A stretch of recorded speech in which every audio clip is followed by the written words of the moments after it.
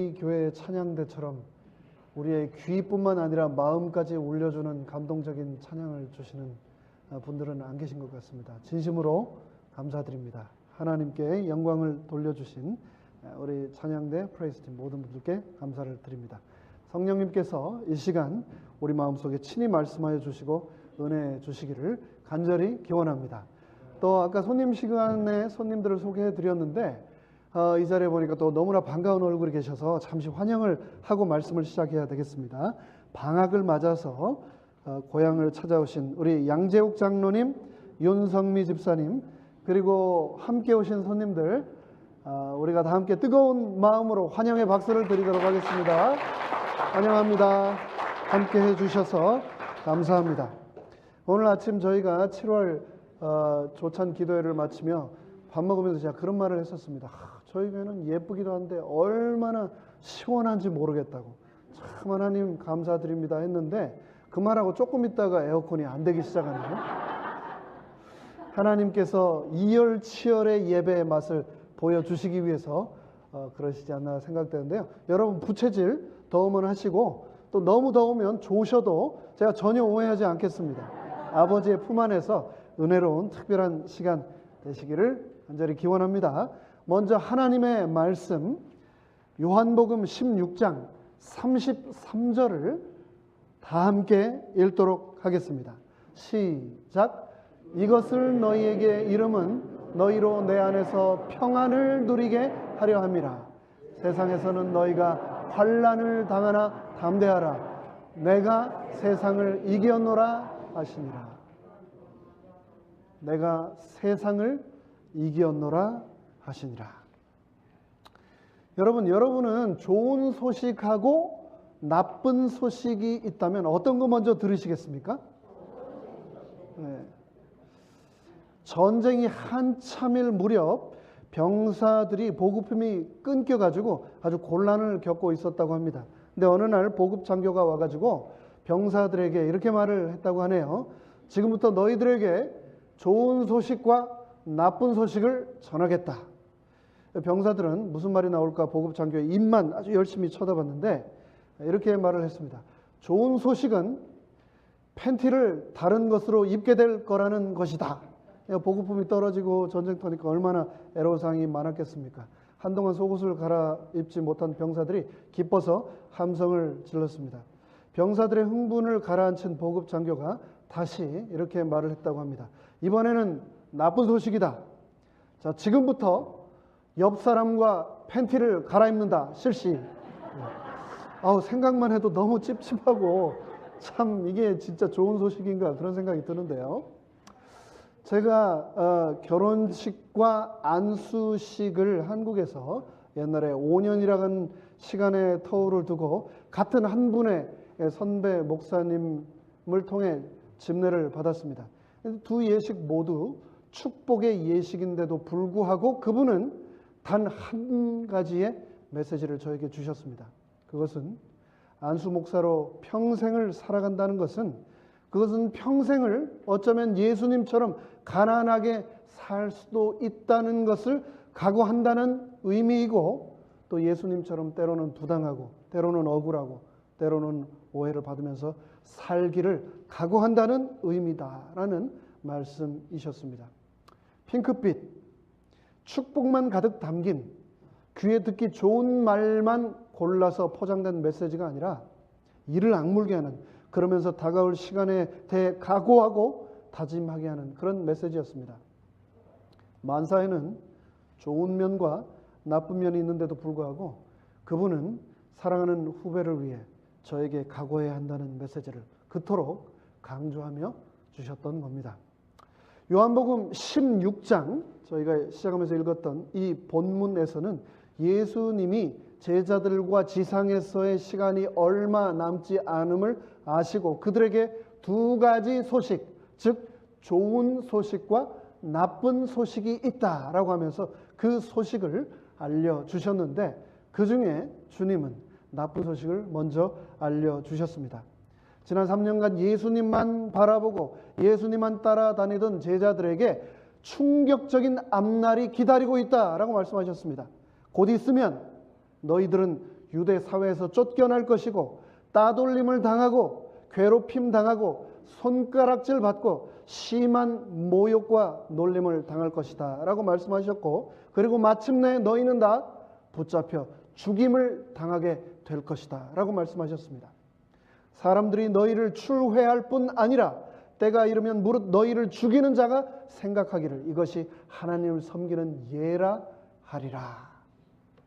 그들을 핍박한 사람이 뭐라고요? 심지어 예수님의 제자들을 핍박하고 죽이면서 이것이 하나님을 위해 내가 최선을 다하는 것이라고 그들은 심지어 믿을 것이라고 예수님은 말씀을 하신 겁니다. 왜 이런 끔찍한 소식을 예수님이 제자들에게 하셨던 걸까요? 16장 4절은 이렇게 말합니다.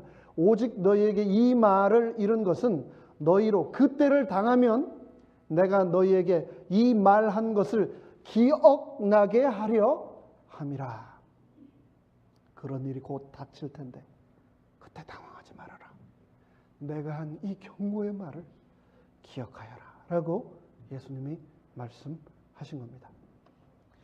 저희 집에 저울이 3개가 있습니다. 딱 봐도 짐작하시겠지만 제가 나름 체중에 민감한 사람이라 저울이 3개가 있는데, 하나는 아날로그 저울이고 2개는 디지털 저울입니다. 근데 신기한 것은요, 똑같은 제가 올라가는데 저울 3개가 다 저에게 다른 몸무게를 말을 해 준다는 겁니다. 제가 그 중에서 어떤 저울을 쓸까요? 저를 가장 가볍다고 말해주는 코스트코에서 산 디지털 저울만 제가 씁니다. 무슨 말인가? 사람들은요, 사실을 듣기 원하지 않아요. 자기가 원하는 답을 듣고 싶어하는 말을 상대가 해주기를 원하는 겁니다. 사람들이 왜 그렇게 많이 전보로 다니는지 아십니까? 앞날이 어떻게 될지 궁금해서 그럴까요? 아닙니다. 실상은 잘 될 거야. 네가 원하는 말을 내가 다 해줄게. 그것을 원하기 때문에 그토록 많은 사람들이 점을 보러 다니는 것 아닙니까? 예수님도 사실은 제자들을 안심시키고 싶으셨다면, 제자들에게 인기를 얻고 싶으셨다면, 제자들에게 좋은 인상을 남기고 떠나기를 원하셨다면, 너희들 나 따라다니라고 정말 고생 많았다. 이제 고생 끝, 행복 시작이야. 조금만 더 참어. 이제 부자가 될 거야. 왕국에서 한 자리 내가 다 챙겨놨어. 그렇게 말씀을 하셔도 제자들이 안심을 할까 말까인데, 예수님이 정반대의 말씀을 하셨습니다. 고난이 임할 것이다. 그러자 제자들의 반응이 어떠했습니까?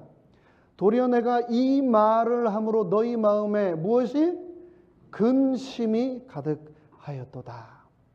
각오하고 나중에 막상 그런 일이 닥치거든 너무 놀라지 말고 견디어내라. 이 말씀에 제자들은 근심에 쌓이고 낙담을 하게 된 겁니다. 그런데 참 다행이게도 여기까지가 예수님께서 말씀하시는 나쁜 소식의 전부였습니다. 이제 좋은 소식을 들을 차례였습니다. 이제 곧 예수님은 제자들을 떠나 가시지만, 이별하는 것은 슬픈 일이지만 예수님께서는 내가 떠남으로 너희에게 성령 보혜사를 보내주시겠다고 약속하셨습니다. 그러나 내가 너희에게 실상을 말하노니 내가 떠나가는 것이 너희에게 유익이라. 내가 떠나가지 아니하면 보혜사가 너희에게로 오시지 아니할 것이요 가면 내가 그를 너희에게로 보내리니. 성령을 보내주시겠다는 겁니다. 파라클레토스, 내 곁에서 언제나 함께 하시고 나를 위로하시고 내 안에서 언제나 나를 도우시는 그분을 보내주시겠다라고 하는 좋은 소식을 예수님께서 그들에게 주신 겁니다.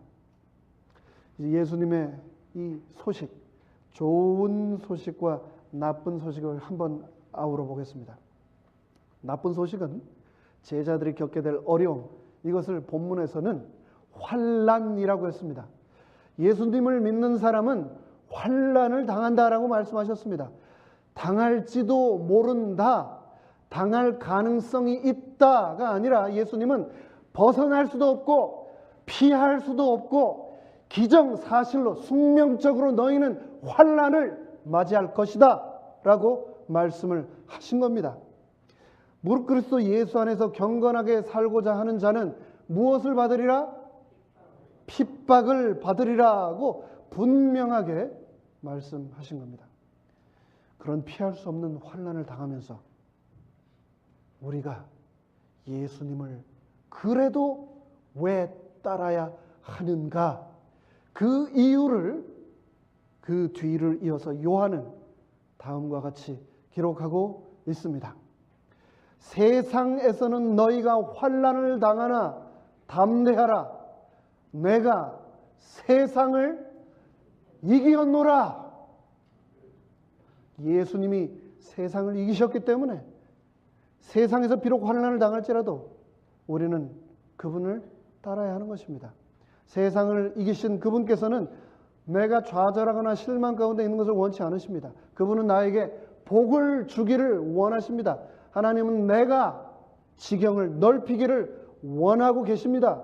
그러기 때문에 하나님께 더 큰 영향력을 달라고 하나님께 과감히 기도하시기 바랍니다. 하나님께 더 큰 복을 달라고 간구하시기 바랍니다. 이런 것들은 결코 이기적인 기도가 아닙니다. 성경은 우리가 구하지 않기 때문에 받지 못한다고 말씀하십니다. 너무나 많은 그리스도인들은 너무 많은 것을 요구하는 기도는 옳지 않다라고 잘못 생각을 하고 있습니다. 그러한 기도는 탐욕적이고 이기적인 기도일 것이라고 착각을 하고 있습니다. 하나님께서 이미 내 마음과 내 필요를 다 아시고 알아서 주시는데 내가 굳이 요구해야 하는가라고 생각을 하고 있습니다. 요청은 하되 아주 작게 조금만 기도를 하고 있는 겁니다. 하나님, 제가 아내와 헤어지지만 않게 해주세요. 하나님, 이번 달에 굶지만 않게 해주세요. 하나님, 우리가 아이가 학교에서 퇴학만 당하지 않게 해주세요. 하나님, 제가 양로원에만 들어가지 않게 해주세요. 하나님, 제가 치매만 안 걸리게 해주세요. 그렇게 기도해서는 안 됩니다. 세레투교회 모든 성도님들, 과감한 기도를 드리시기 바랍니다. 하나님, 제 필요만 채워주지 마시고 남에게도 나누어질 수 있도록 넘치도록 부어주시옵소서라고 기도하시기 바랍니다. 하나님, 우리 부부가 이혼하지 않는 정도가 아니라 세상에서 제일 행복한 부부가 되도록 축복하여 주시옵소서라고 기도하시기 바랍니다. 하나님, 우리 아이가 리더가 되고 하나님이 주신 소명을 이 땅에서 온전히 이루도록 축복하여 주시옵소서라고 기도하시기 바랍니다. 예수님은 너의 믿음대로 될지어다라고 말씀하셨습니다. 너의 소원대로 되리라고 말씀하셨습니다. 우리가 작게 기도하면 그것밖에 받지 못하는데 반대로 과감하게 크게 기도드리면 그것을 다 채워주시겠다고 성경은 분명히 말씀하고 있습니다. 큰 것을 구하십시오. 마음속에 숨겨진 꿈을 구하십시오. 인간의 눈으로 불가능해 보이는 그 일을 하나님 앞에 무릎 꿇고 구하시기 바랍니다. 가족이나 친구와의 깨어진 관계를 다시 이어달라고 하나님께 기도하십시오. 병마에서 자유케 해달라고 기도하시기 바랍니다. 재능을 온전히 발휘할 수 있게 해달라고 기도하시기 바랍니다. 시편 2편 8절은 다음과 같이 말합니다. 나에게 구하라. 내가 한 조각을, 티끌을, 조금을, 그것이 아니라 내가 열방을 너에게 유업으로 주리니 너의 소유가 땅 끝까지 이르리로다 라고 약속하셨습니다. 우리 인생에서는요, 묻어야 할 때가 있고 심어야 할 때가 있습니다. 묻는 것하고 심는 것 뭐가 다릅니까? 그거 아닌가요? 근데 아닙니다. 이 둘의 결정적인 차이는 뭐냐면요, 묻는 것과 심는 것은 앞으로 어떤 일이 일어나기를 기대하고 있느냐 기대하지 않느냐에 따라 차이가 있습니다.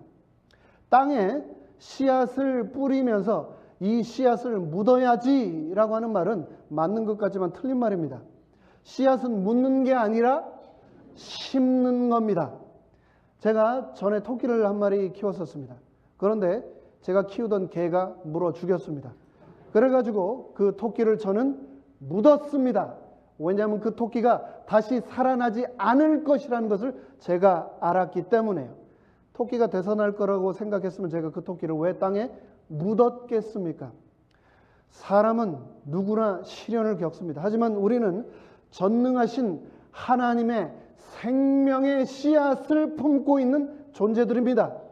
고난을 겪을 때 우리는 절망으로 땅에 묻힌다라고 생각할 수 있지만 사실은 묻히는 게 아니라 고난을 통하여 땅에 잠시 심겨지는 것이라는 것을 기억하시기 바랍니다.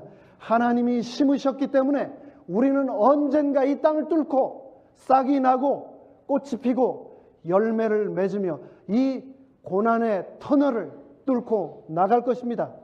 요한복음 12장 24절에서 예수님은 한 알의 밀알이 땅에 떨어져 죽지 않으면 열매를 맺을 수 없다라고 말씀을 하셨습니다. 땅에 심겨지기 전까지 씨앗의 잠재력은, 생명력은 온전히 실현될 수 없습니다. 씨앗이 편안한 선반 위에 놓여 있는 한 그 잠재력은 결코 깨어나지 않는 겁니다. 씨앗은 땅에 떨어지고 자신의 무게보다도 훨씬 무겁고 두꺼운 흙에 덮이게 되어 어둠에 갇히게 됩니다. 그리고 그 위에 뿌려진 물에 의해 온 몸이 불어오르고 결국 그 씨앗은 터져버리지만 그 과정이 씨앗에게는 땅에 떨어져 죽는 과정이지만 결국 그 발화의 과정을 거쳐 외피가 벌어지고 뿌리가 내리고 땅 위로 솟아올라 꽃을 피우고 열매를 맺게 되는 겁니다. 영원할 것 같았던 고난의 터널의 시간을 지나면 씨앗인 우리는 그 땅을 뚫고 올라와 아름다운 초목으로 자라 하늘을 향해 치솟아 올라갈 것입니다.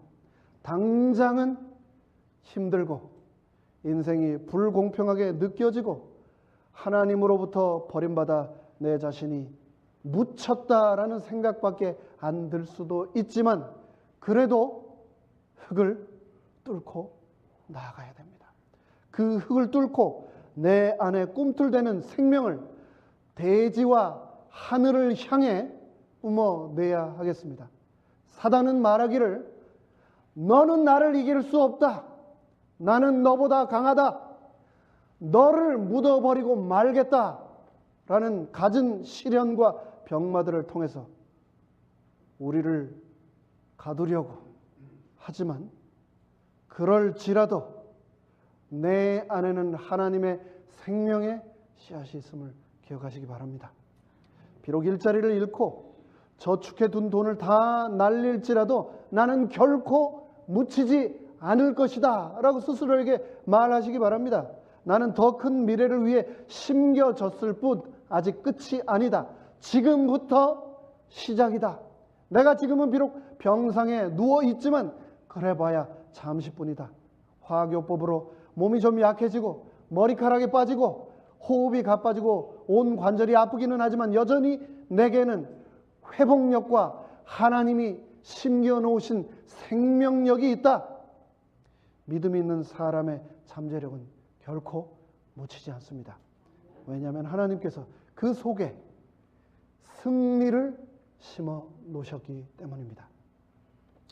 카이사르라고 하는 이름의 노새를 키우는 농부 제이콥에 관한 이야기를 제가 일전에도 한번 해드린 것 같은데 기억하실 거라고 생각합니다. 이 카이사르라고 하는 노새가 그만 15m 깊이나 되는 사용하지 않는 마른 우물에 실수로 빠져버렸습니다. 이 제이콥이 굉장히 아끼는 노새였는데 구해낼 방법이 없었습니다. 좁고 깊은 우물 바닥에 꽉 낀 채 떨어지면서 노새가 기절해버리고 말았습니다. 꺼낼 방법도 없고 저렇게 죽겠다라고 생각을 했습니다. 그래서 주인 제이콥은 신속하게 조치를 내렸습니다. 친구를 불러다가 고통의 시간을 줄여주자 해서 흙으로 메우기 시작했습니다. 노새를 우물 바닥에 둔 채 흙으로 우물을 채우기 시작했습니다. 첫 삽의 흙이 우물 바닥에 떨어지자마자 기절을 했던 노새가 깨어났습니다. 그리고 두 번째 흙이 떨어지자마자 노새는 상황을 파악했습니다. 노새는 묻히지 않고 흙을 떨쳐냈습니다. 흙이 등을 칠 때마다 노새는 몸을 흔들어 흙을 털어낸 후 그 흙을 밟고 일어섰습니다. 노새는 몸을 흔들고 밟는 과정을 계속해서 반복했습니다. 그러고 1시간쯤 흘렀을까? 이 흙을 열심히 삽질해서 우물을 향해 던져넣던 제이콥과 친구들은 우물 위로 나타난 이 노새의 귀를 보고 깜짝 놀랐습니다. 묻으려고 했지만 노새는 오히려 그 흙을 밟고 올라왔던 겁니다. 인생의 흙이 우리의 등을 칠 때 그냥 묻히지 마시기 바랍니다. 그 흙을 떨쳐내십시오. 그 흙을 밟고 일어서시기 바랍니다. 우리를 묻기 위한 흙은 회복을 위한 디딤판이라는 사실을 기억하시기 바랍니다. 젊은 시절 모세는 이스라엘 백성을 구원하겠다고 하는 꿈을 가지고 있었습니다. 하지만 그는 사람을 죽이는 실수로 하나님의 길에서 벗어나 오랫동안 헤매게 되었습니다. 무려 40년이라고 하는 시간을 광야에서 보냈습니다. 그 시간 속에 모세의 꿈은 완전히 묻혀버린 것만 같았는데 그 시간을 통해 하나님께서는 모세를 회복시키고 계셨습니다. 그의 꿈은 하나님이 심겨놓으신 그의 생명의 꿈은 여전히 살아 있었습니다. 80이 된 모세를 하나님께서 찾아오셨습니다. 모세야, 이제 돌아갈 시간이 되었다. 너의 인생의 꽃이 필 날이 다가왔다. 내가 너에게 맡길 임무가 있다. 하나님께서는 모세의 지팡이를 뱀으로 만드셨습니다. 모세가 지팡이를 들 때마다 그때부터 하나님께서는 기적으로 그에게 응답하셨습니다. 그 지팡이로 홍해를 가르시고 그 지팡이로 애굽의 대군을 홍해 바닷물 속에 수장시키시고 그 지팡이로 반석을 두드리자 샘물이 터져 나오게 하셨습니다. 모세의 인생의 후반부는 전반부보다 훨씬 더 큰 축복으로 채워졌습니다. 모세의 인생이 그랬던 것처럼 저와 여러분의 인생 또한 그럴 것입니다. 하나님께서는 우리의 인생을 보람차고 값진 날들로 채우실 것입니다. 우리 인생의 흙을 털어내고 밟고 일어서시기 바랍니다. 어떤 고난이 오더라도 그것은 끝이 아니라 새로운 출발이라는 사실을 명심하시기 바랍니다. 나는 전보다 더 나은 모습으로 회복되고 있다고 선포하시기 바랍니다. 그럴 때 처음보다 더 많은 축복이 우리에게 분명히 찾아올 것입니다. 현재의 고난은 새로운 성장, 새로운 잠재력, 새로운 재능, 그리고 새로운 비전으로 이어질 것입니다. 꿈도 꾸지 못했던 하나님의 축복들이 우리의 삶 가운데 현실이 될 것입니다. 하나님은 아무런 목적도 없이 우리 인생의 시련을 결코 허락하지 않으십니다. 하나님이 직접 풍랑을 보내시지는 않지만 우리의 유익을 위해서 하나님께서는 그 풍랑을 분명히 사용하십니다.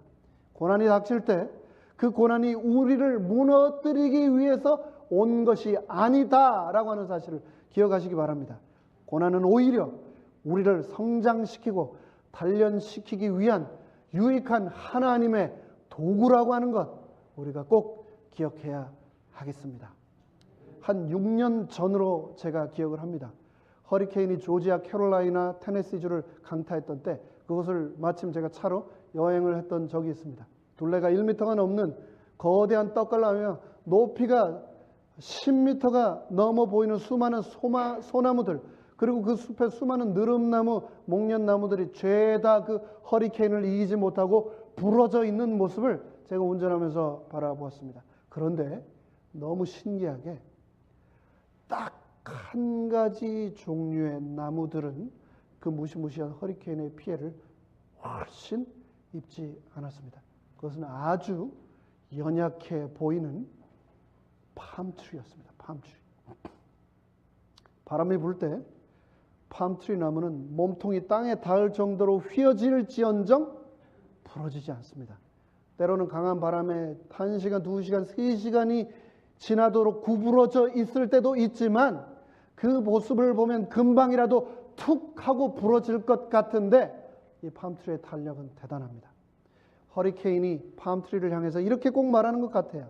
다시는 네가 일어서지 못하도록 해주마 하면서 바람을 불어 제끼는 것 같은데 그럴지라도 그 영원할 것 같았던 바람이 멈추면 팜트리는 다시 일어나 입을 활짝 펼쳐냅니다.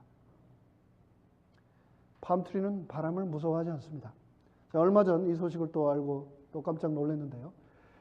바람으로 팜트리가 더 많이 휘고 흔들리면 흔들릴수록 그 뿌리가 오히려 더 강해지고 깊고 넓게 퍼져져 나간다는 겁니다. 그래서 허리케인을 이겨낸 팜트리는 보통 팜트리보다 더 크게 자란다는 겁니다. 하나님께서는 우리 인생의 고난을 통해 우리 또한 그렇게 될 것이다 라고 말씀하셨습니다.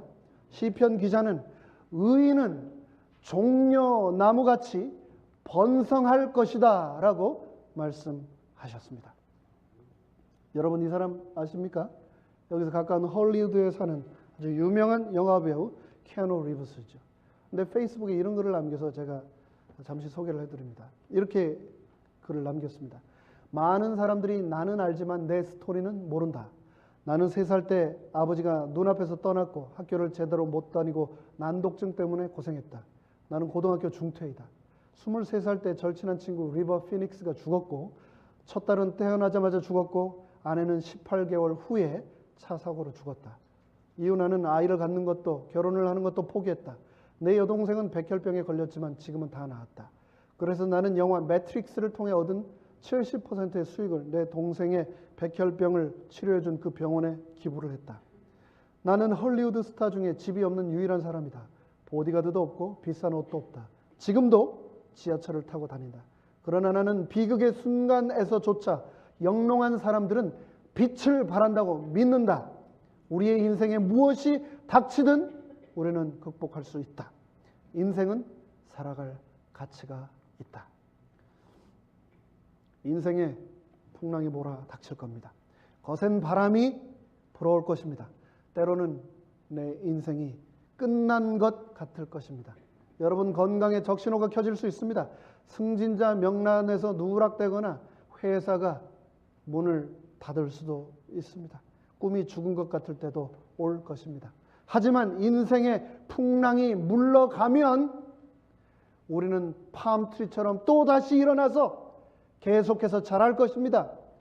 누구나 실망스러운 일과 실패를 겪습니다. 일이 뜻대로 풀리지 않을 때도 있습니다. 뜻밖의 사고를 당할 때도 있습니다.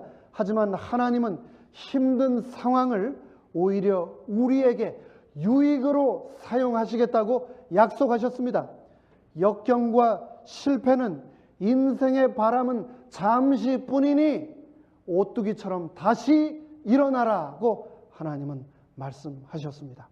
대저 의인은 7번 넘어질지라도 다시 일어나려니와 악인은 재앙으로 인하여 엎드러지느니라. 성경은 안 넘어지는 것이 의인이라고 말하지 않았습니다. 넘어져도 다시 일어나는 것이 의인이라고 말씀하고 있습니다. 우리가 지금은 거센 바람에 구부러진다 해도 결코 평생 구부러져 있지 않을 것입니다. 고통과 질병의 풍파는 영원하지 않습니다. 아무리 무시무시한 바람도 결국은 잠잠해지게 되어 있습니다. 잠시 구부러져도 우리는 결국은 전보다 더 강하게 일어날 것입니다. 내 인생이 고난에 찾아올 때 기억하시기 바랍니다. 나는 묻히는 것이 아니라 더 큰 미래의 축복을 위해 심겨지고 있다는 사실을 말입니다. 예수님의 약속처럼 우리는 결국 이 세상을 이길 것입니다. 오늘부터 베이케이션 바이블 스쿨 여름 성경학교가 시작되었습니다. 오늘 들은 이 요한복음 16장 33절의 말씀이 우리 어린 아이들이 배울 말씀 중에 하나입니다. 이 성경학교의 총 주제는 Shipwrecked, Rescued by Jesus. 폭풍 가운데 난파된 배 같은 인생에서 예수님이 나를 구원해 주신다라고 하는 내용입니다. 고난과 시련을 밟고 일어서서 예수 그리스도의 승리에 동참하시는 저와 여러분 모두 되시기를 간절히 바라면서 말씀을 마치겠습니다.